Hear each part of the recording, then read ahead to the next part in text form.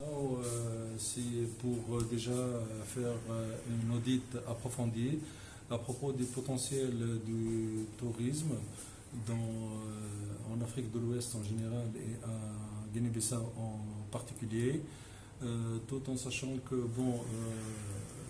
à propos de tout ce qui est archipel constant au niveau du nombre des îles qui sont à peu près un nombre de 80 à 85 à peu près îles qui sont exploitables pratiquement dans le domaine de l'écotourisme. Et ça, c'est une brochure qui est très importante, très intéressante à exploiter et que nous avons à travers notre cabinet d'ingénierie en tourisme qui est Top Quality Africa Management, à travers ces réseaux internationaux, soit en Afrique du Nord ou en Europe, que nous sommes hyper intéressés à faire valoir ce potentiel par rapport à nos grossistes du tourisme, en l'occurrence les tour opérateurs.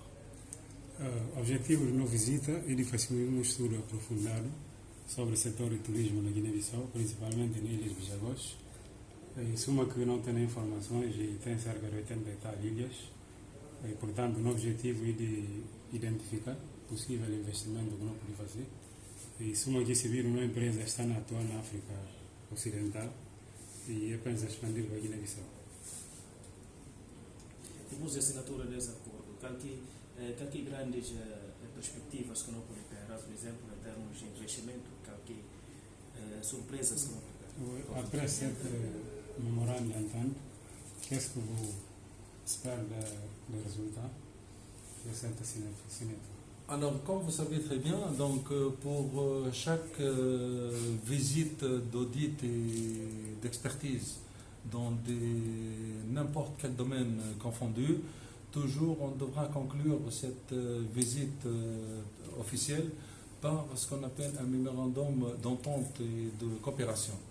Donc pour ces mémorandums d'entente et de coopération entre notre cabinet d'ingénierie international TKM Africa et Africa Challenge, notre GIE, donc on a mis en accent juste surtout les grands axes qu'on s'est mis d'accord à propos et en l'entente avec Madame la ministre du Tourisme de Guinée-Bissau dans le développement du secteur touristique à Guinée-Bissau, tout en prenant en considération sa position par rapport à la concurrence voisine.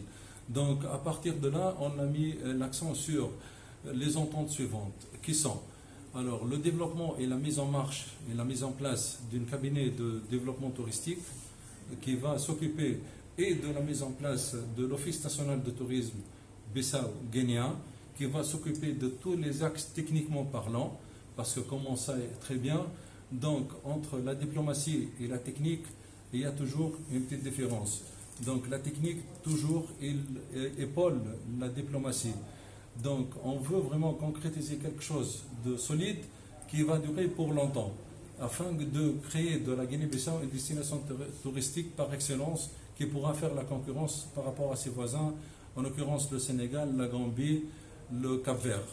Donc c'est un peu dans ce sens-là qu'on est en train de travailler ensemble. Autre chose, donc on a vu le potentiel, on a trouvé que vraiment des bons échos, on rentre avec par rapport à tous le gouvernement de Guinée-Bissau, sur sa tête, monsieur, son excellence le chef de gouvernement, monsieur, son excellence le président de la République, le général Ambalo Omaro Sissoko.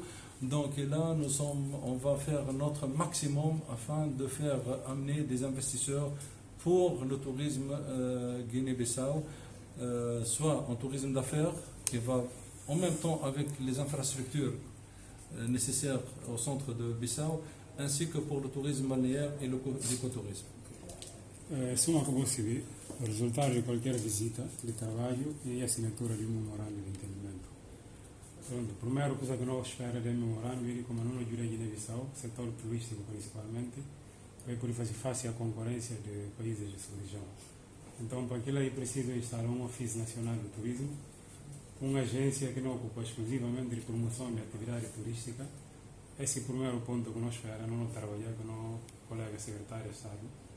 E segundo ponto, também que é abordado com o Presidente da República, que também é secretário de Estado, e de como não tentar ter investidores para o turismo de Guiné-Bissau. Depois de instalar o Ofício Nacional de Turismo, o objetivo na SEDU promover Guiné-Bissau como destino ecoturístico de excelência. E para aquela não tentativa, além de nós, não tentativa outros investidores, para poder fazer desenvolvimento turístico ser realidade na Guiné-Bissau. Secretário de Estado.